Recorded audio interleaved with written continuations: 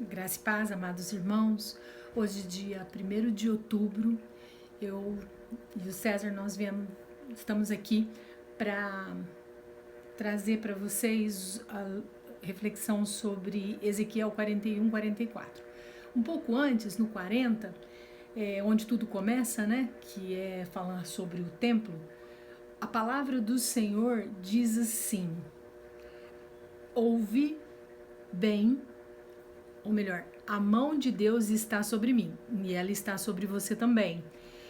E ele tem nos chamado, ele chama Ezequiel também, mas ele diz assim, olhe bem, ouça bem e preste atenção em tudo aquilo que eu vou falar, para que você leve aquilo para o meu povo. E eu te convido agora a prestar atenção, abrir os seus ouvidos, abrir os seus olhos durante toda essa leitura para aquilo que Deus tem para falar nas nossas vidas.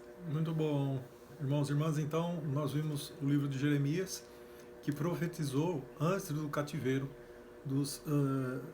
a destruição do templo. E nós estamos vendo agora Ezequiel, que está profetizando no cativeiro para tempos depois do cativeiro. Ezequiel ele fala através de parábolas e alegorias. E essas parábolas, elas não vêm soltas. Existe uma conexão, existe uma ligação entre elas. Elas não são usadas isoladamente. Então nós vimos que existem blocos, e blocos que transmitem lições. Então vejam bem, nós vimos lá ser profetizado contra os povos vizinhos que zombaram de Israel. Então são blocos. No capítulo 25, contra Amon, Moabe, Edom, contra a Filístia. No capítulo 26, 27 e 28, nós vimos o rei de Tiro, né? Que foi a profecia que veio sobre ele, não só sobre ele, mas algo que fala a respeito também da queda de Satanás. Nós vimos no 29 ao 32 uma profecia em cima do Egito e o faraó. Já agora nos blocos que nós estamos entrando, do 40 ao 48, ele fala de uma visão final de Ezequiel para um templo ideal. Então o templo foi destruído, isso foi profetizado por Jeremias, e agora Ezequiel vem profetizar a reconstrução do templo, e um templo ideal.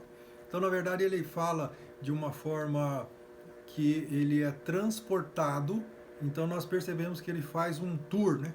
Uma excursão pela estrutura do templo. Nessa visão final, tudo está pronto para a morada eterna e a glória de Deus de Israel. E o homem o leva para isso como um instrumento de medir. Ele vai passando por todo o interior do templo, até que nós chegamos aqui no capítulo 44, onde Ezequiel é tirado do templo.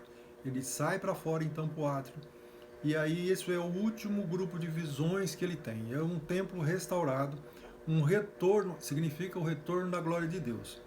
Restauração das funções dos levitas, dos sacerdotes.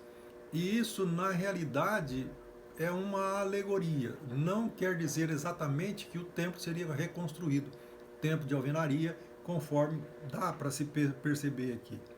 E aí ele fecha dizendo a respeito da redistribuição e repartição das terras, e diz então que não há herança para os sacerdotes. Então aqui no 44, 28 ele diz assim: os sacerdotes terão uma herança, eu sou a sua herança. Não lhes darei possessão em Israel, eu sou a sua possessão. Na verdade, a melhor parte ficou com os levitas, que são os sacerdotes. E eu quero acrescentar nesse texto uma coisa que nós temos que perceber a respeito de amar, né, e o nosso sacerdote. E tem essa questão que ele fala bem aqui no versículo 30, vocês, na segunda parte, vocês darão a eles a primeira porção de sua refeição de cereal moído, para quê?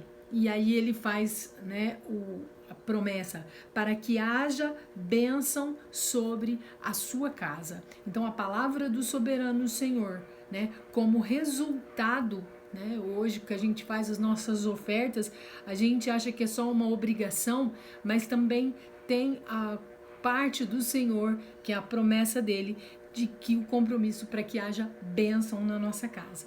E o que eu quero trazer aqui para vocês, de que esses capítulos foram muito grandioso, né, para você perceber que Ezequiel, quando ele é levado nessas visões, ele vê algo tão imenso, né, que ele descreve com detalhes essas medidas que era passada. Mas isso era para mostrar o extraordinário, né, de quanto Deus poderia fazer, né?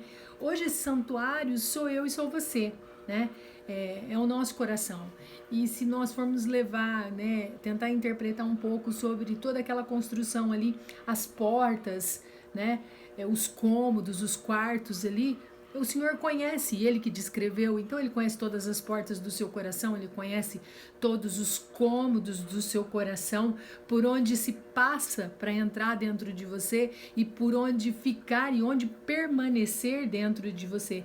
E aí então o chamado, quando Ezequiel fala assim, então o Espírito me pôs em pé. Que o Espírito possa nos colocar de pé, que o Espírito Santo de Deus possa nos colocar em pé.